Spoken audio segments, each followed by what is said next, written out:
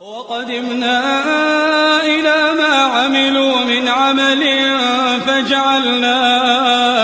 فجعلناه هباء منثورا. أصحاب الجنة يومئذ خير مستقرا وأحسن مقيلا. ويوم